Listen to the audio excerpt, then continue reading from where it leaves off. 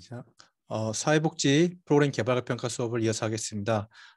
지금 8장 사회복지 프로그램 평가 방법에 대해서 이야기하고 있고요. 지난 시간에 여러분들 기억하실지 모르겠지만 성과 평가를 위해서 수량 집계, 그 다음에 두 번째 표준화된 측정 도구, 그 다음에 기능 수준 척도, 그 다음에 지적 성과 자료에 대해서 이야기했어요. 그래서 여러분들 그 표준 척도에서 간편 사정 도구가 포함되고, 그다음에 만족도 조사도 사실은 표준화된 척도에 해당되는 거예요. 다음 지적 이 성과 자료에서는 면접 조사, 관찰 기록, 영상 등이 활용되고, 그다음에 가장 중요한 것은 범주화라는 말을 했었어요.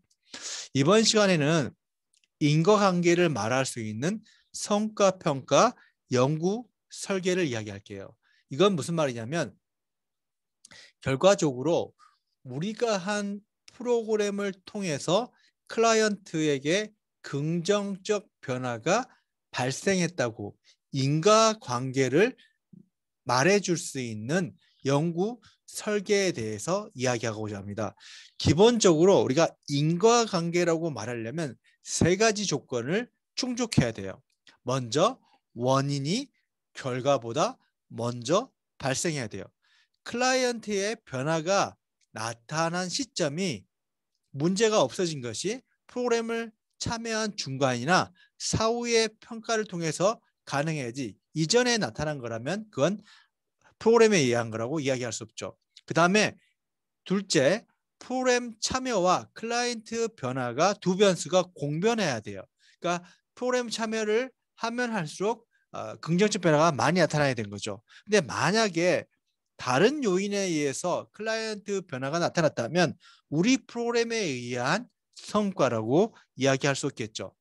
세 번째는 프로그램 참여가 프로그램 클라이언트 변화를 유도하기보다는 또 다른 변수 영향으로 인한 결과가 아니어야 된다. 그래서 프로그램 참여 도중에 뭐 중요한 사건이 발생했을 경우에 우리가 우리 프로그램에 의한 성과라고 이야기할 수 없죠. 그래서 이 세 가지를 우리가 다른 말로 어때요?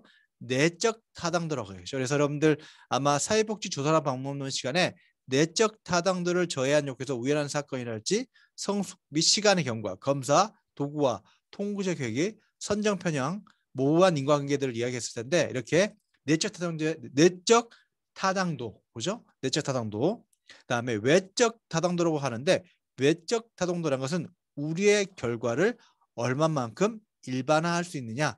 결국 인과론적 수론 관계란 결국은 우리 프로그램 때문에 클라이언트에게 긍정적 변화가 있다고 우리가 어떻게 말할 수 있냐. 그죠? 그걸 우리가 지금 제가 이야기하는 거죠. 그래서 그걸 말해주기 위해서 사용되는 연구 설계로는 단일 사례 평가 설계를 많이 쓴다. 왜냐하면 우리가 통제 집단을 설정하거나 비교 집단을 설정하기 어렵기 때문에 우리가 전 실험 설계로서, 그죠? 여러분들 전 실험 설계, 그다음에 유사 실험 설계, 그다음에 실험 설계, 여러분들 이걸 제가 말하고 있는데 그게 무엇을 의미하지 못한다는 걸 의미한다는 걸 못하는 경우에는 여러분들 사회복지 조사 방문 책을 열어봐야 돼요. 그래서 단일 집단 사전 사후 비교 설계가 가장 많이 쓴다. 프로그램을 시작하기 전의 상태와 프로그램을 완료한 상태 두 개의 비교를 통해서 우리가 검증하는 걸 우리가 사전 사후 비교 설계인데, 이전 사전 사후 비교 설계 같은 경우에는 어떻게 보면 내적 타당도를 확보하기 어렵기 때문에 이러한 내적 타당도 문제를 해결하는 방법으로 다중 측정점이라는 게 있어요. 그죠? 그러니까 사전 사후 비교 설계는 프로그램을 시작하기 전에 한 번, 프로그램을 완료한 시점에서 한 번 한다면, 이 단일 사례 설계라는 것은 여러 번 측정함으로써, 그죠? 여러 번 측정하면서 이런 조사처럼 클라이언트의 변화 양상을 좀 일관되게 파악할 수 있어서 이게 이러한 변화가 우리 프로그램 참여라고 말할 수 있는 어떤 내적 타당도를 활용하는 방법을 쓴다. 그래서 그걸 다중 측정점이다. 그래서 이러한 단일 사례 설계는 꼭 하나의 사례가 아니라 한 프로그램에 같이 참여하는 개인이나 가족이나 뭐 집단 모두 해당된다. 그죠? 그래서 클라이언트의 문제나 욕구에 반복적으로 측정하고 그래서 프로그램 시작한 후에도 반복 측정하면서 어떤 변화를 알 수 있다. 그래서 보통 프로그램을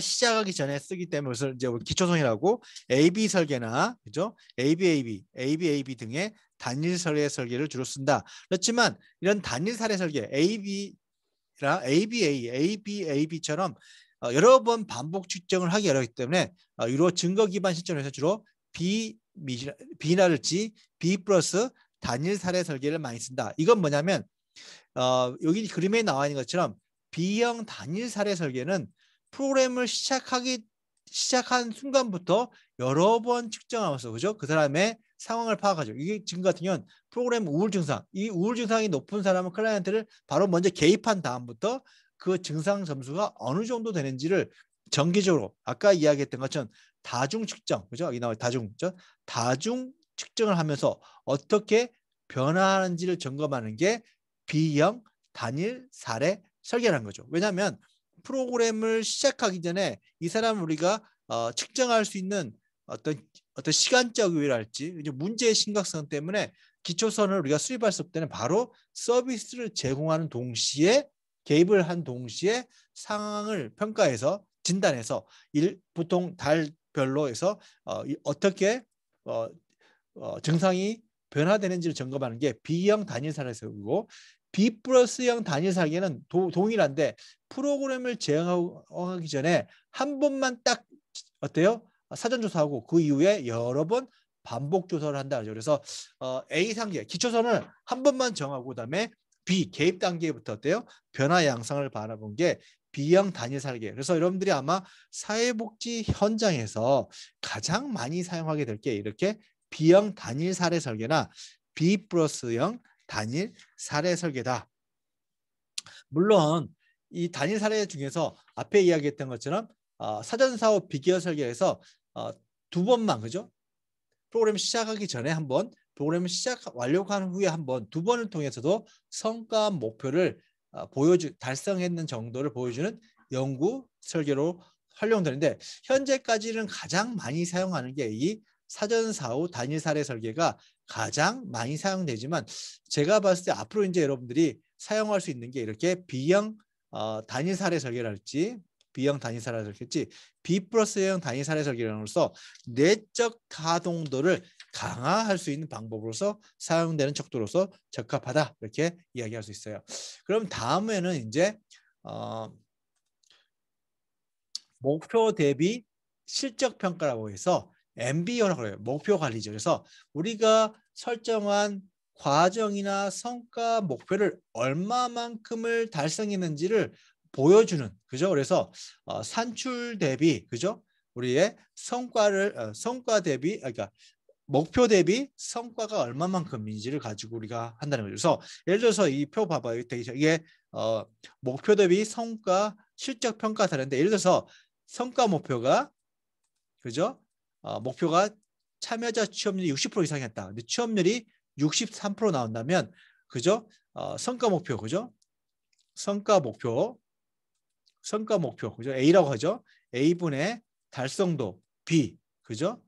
곱하기 100을 하면 달성률이 나오는 거예요. 그래서 여기서는 100.6%가 달성하고 만약에 프로그램 참여자 20명 시니어를 강사 파견하는 게 성과 목표였는데 17명이 파견됐다면 달성도는 95%가 되는 거고요. 참여자 자아 존중감 4점을 높이는 게 성과 목표였다면 2점을 높였다면 달성률은 50%가 되는 거고 그다음에 사회적 지지를 5점 높이는 게 성과 목표였는데 실제로 3점이 증가했다면 60%를 달성하는 거죠. 그죠? 30분의 3분의 5 곱하기 100 그죠? 하면 60이 나오죠.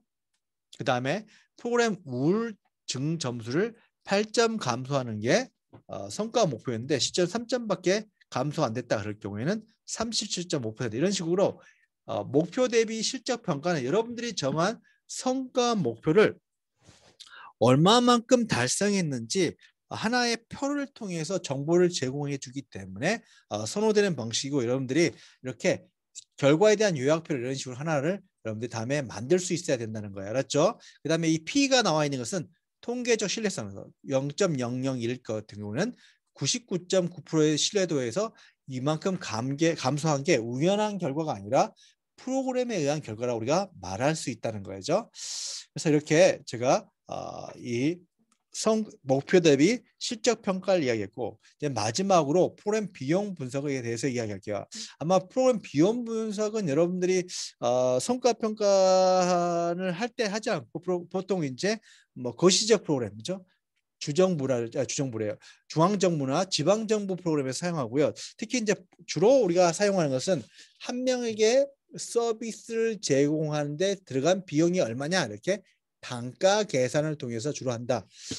사회복지 프로그램 효과성을 위해서는 투자의 비용에 대한 고려가 필요하겠죠, 그죠? 특히 프로그램을 통해서 얼마만큼 효율적이에 대한 데서 우리가 평가한다. 특히 이제 사회복지 조직이 재원이 한정되기 때문에 비용 얼마만큼 이 합리적인 가격으로 성과를 가져왔는지는 중요하다. 그래서 보통 투입과 산출, 그죠? 한 명의 산출을 하는데 얼마만큼 투입이 들어갔는지, 그 다음에 한 명의 성과를 내는데 얼마만큼 비용이 들어갔는지, 이런 식으로 우리가 효율성을 측정한다. 그래서 주로 이제 1인을 기준으로 하고요. 왜냐하면 전체를 하기 어렵기 때문에. 특히 이제 이런 비용 분석을 위해서 두 가지가 있는데 비용 편입 분석과 비용 효과 분석이 있다. 그렇죠? 그래서 비용 편입은 투입과 성과를 다 화폐 가치화해서 우리가 성과 분석을 한 거고요. 비용 효과는 동일한 효과를 내는데 얼마만큼 비용이 들어가냐 이렇게 접근하는 게 비용 효과 분석이라는 거죠.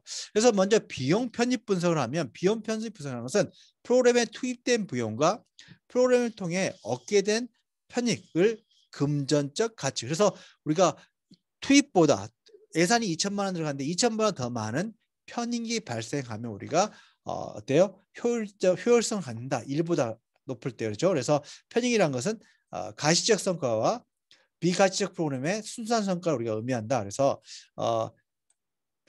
비용은, 그죠? 실제로 또는 간접적으로 프로그램을 기획하고 실행하고 평가하는 데 필요한 비용이다. 그래서 투입된 비용, 그죠? 인력, 인건비, 그다음에 뭐 장비비 이런 것들을 화폐적 가치로 우리가 만들어내는 거다. 그다음에 비용 편익은 이렇게 비용과 편익, 그죠? 를 모두 화폐의 가치로 통을 통해서 총 비용보다 총 편익의 비율을 계산함으로써 그게 일부도 높았을 때는 효율성을 갖는다고 이야기하죠. 그래서 뭐 타당성 평가, 뭐 그죠? 이런 것들이 다 이렇게 비용에 비해서 얼마만큼 편익이냐를 통해서 우리가 계산해내는 거죠. 그래서 아마 여러분들이 현장에 산다면 하나의 이게 한 명에게 서비스를 제공할 때 얼마만큼 비용이 드냐는 걸 하고요. 주로 여러분들 아마 석사나 박사 논문으로 해서 여러분들이 아마 비용 분석 관련된 논문을 쓸 수 있을 거예요. 그래서 비용 분석 같은 경우는 이제 프로그램에 적용이 어렵죠. 왜냐하면 비용 편입 분석. 예를 들어서 우울 증상이 2점 감소했다면 그걸 얼마만큼 화폐가 계산할까요? 여러분 취업했어요. 그게 얼마짜리일까요?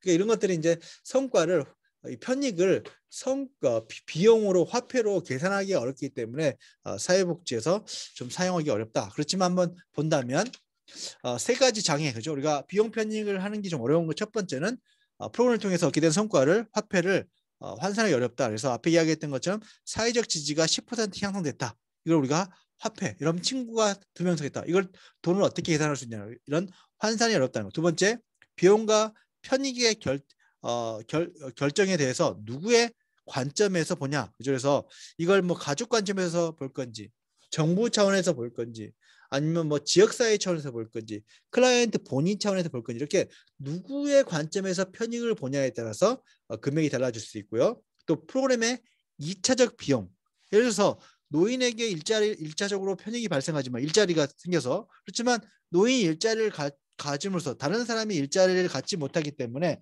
제로섬, 사회 전체로 봤을 때는 어때요? 영의 상태다. 그래서 기회비용이란 게 발생한다. 그래서 이런 면에서 좀 어렵다는 거죠.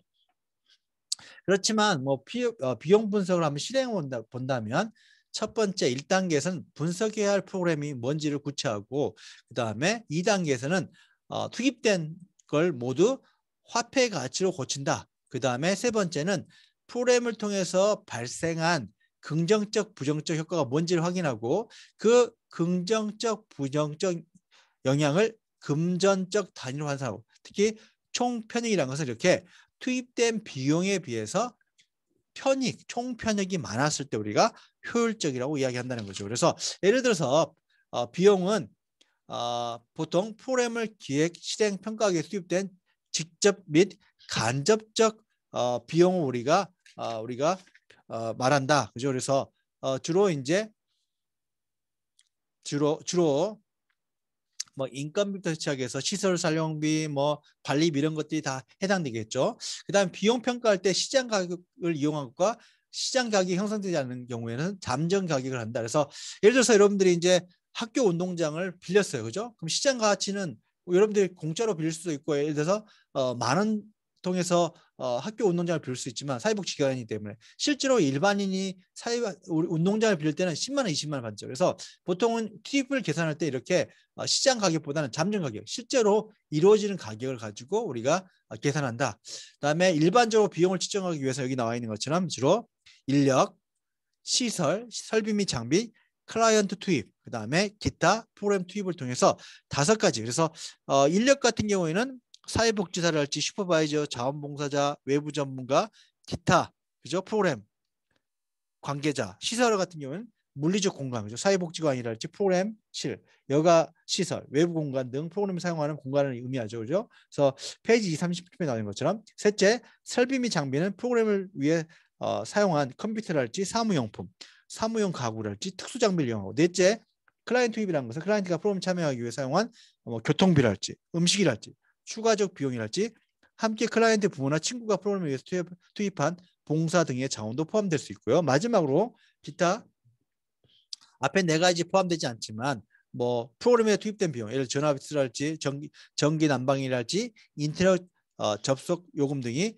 여기에 해당된다. 그래서 프로그램 편입 같은 경우는 비용 같은 경우는 실제로 이 뒷단 페이지 나와 있는 것처럼 이렇게 인력, 그죠? 인력에서 들어간 비용이 얼마냐, 그죠? 그래서 쭉 프로그램 참여자부터 뭐 조정자 쭉 되어 있죠, 그죠?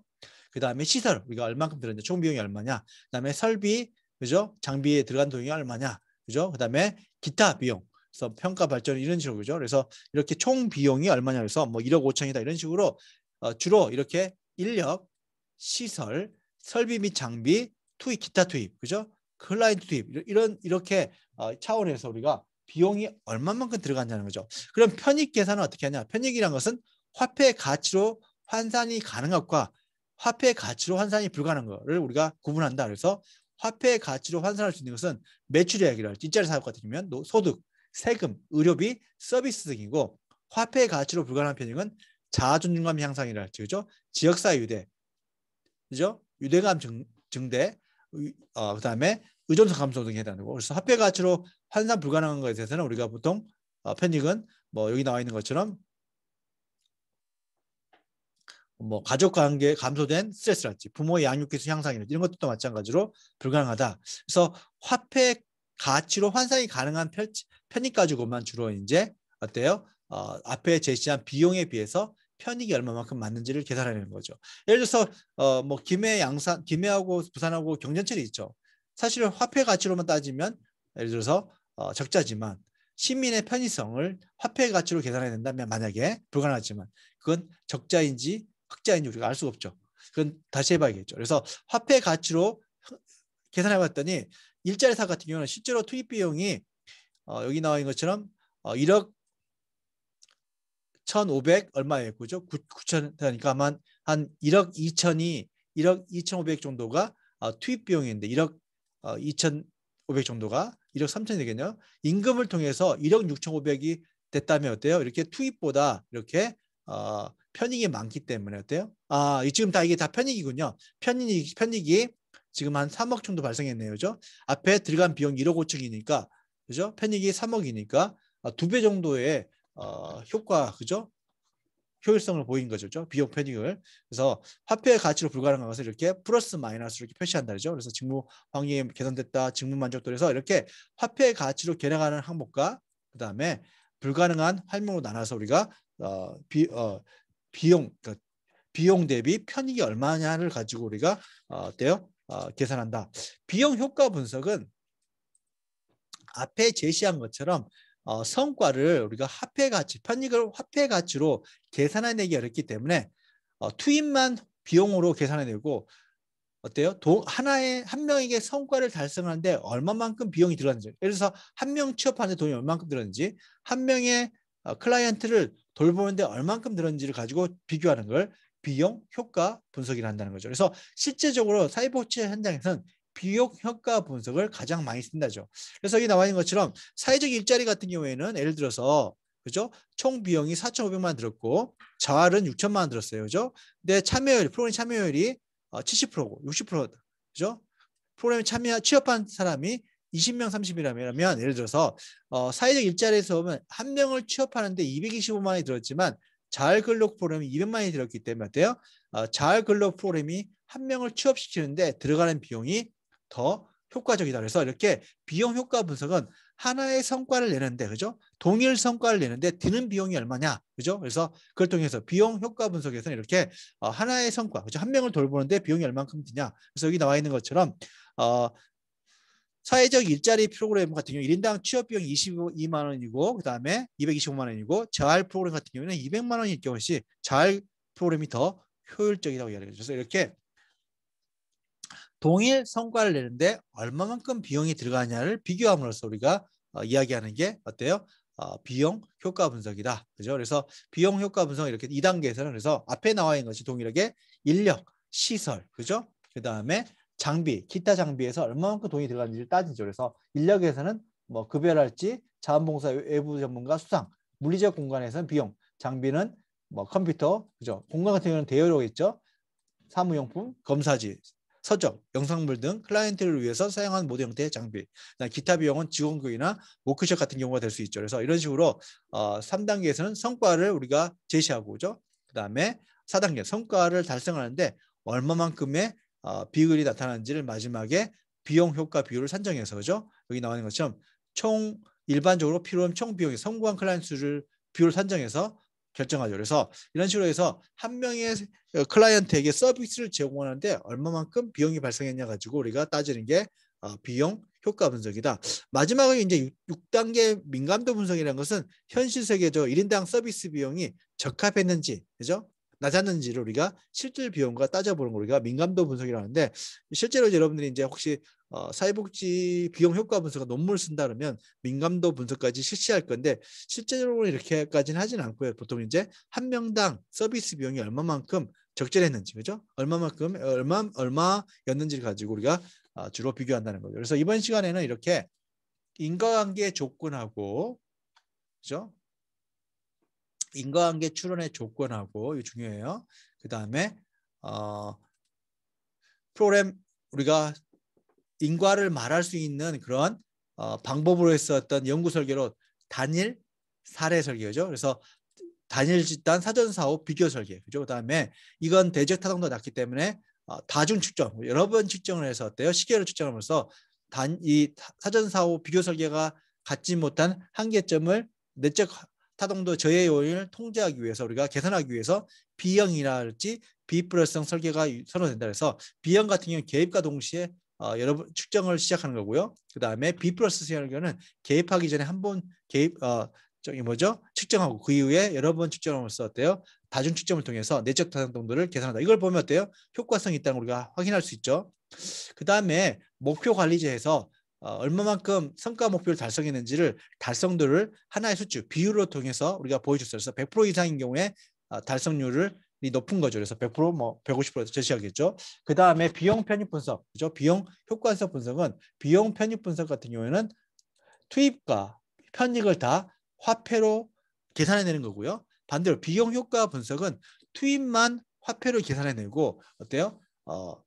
효과는 편유로 계산하지만 그 동일 효과를 내는데 얼마만큼 비용이 들어가는 걸로 우리가 비교하는 걸 비용 효과 분석이고, 여러분들이 아마 앞에도 이야기했지만 혹시 여러분들이 뭐 저기 석사나 박사 논문 쓸 때 아마 이런 프로그램에 대한 비용 분석을 해서 비용 편입 분석이랄지 비용 효과 분석하고, 또 정부 단위에서는 항상 사업을 실시하면 그에 대해서 효과성이 있는지, 그죠?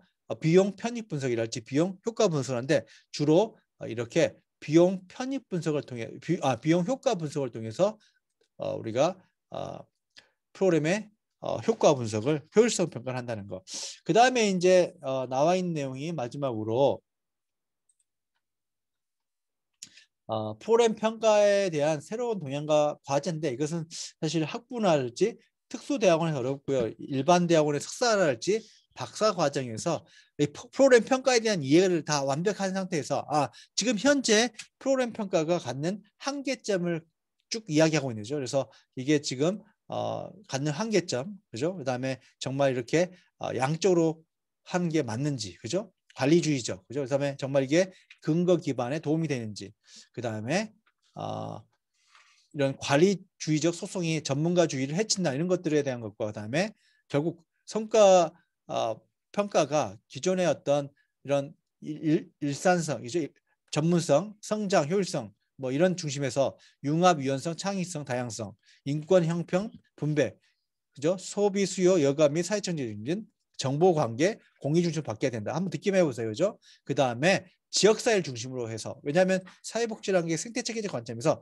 환경 속의 인간이기 때문에 이렇게 지역사회 관점에서 평가할 수 있는 게 필요하다. 그래서 지역사회에 어떤 변화를 줬는지, 그죠? 그런 이야기. 그래서 임팩트, 그죠? 그래서 보통 요즘에 임팩트, 지역사회 영향평가라는 걸 하는데 이 프로그램들이 얼마만큼 지역사회에 어떤 문제를 해결하는지 가지고 이야기하는 거라서 그걸 갖다가 이제 컬렉티브 임팩트 이런 걸 이야기해서 여러분들이 지역사회에 어떤 영향을 줄 건지 우리가 측정하는 방법으로서 요즘에 대안이 제시되고 있고 마지막으로 참여적 평가 모델이라는 것은 우리가 사회복지는 인본주의적 관점에서 각자의 현상학적 장애인 거예요. 각자의 길이 있는데 이 평가도 우리가 전체 어떤 양쪽으로 전체가 어떻게 바뀌었냐 아니라 개인 단위가 어떻게 바뀌었는지를 점검하는 게 맞다. 그런 면에서 이야기하는 게 사세세 평가 모델이다. 그래서 이런 이야기를 쭉 하고 있어요. 그죠? 그래서 여러분들 지금까지 사회복지 평가 방법에 대해서 강의했습니다. 수고했습니다. 이상 마치겠습니다.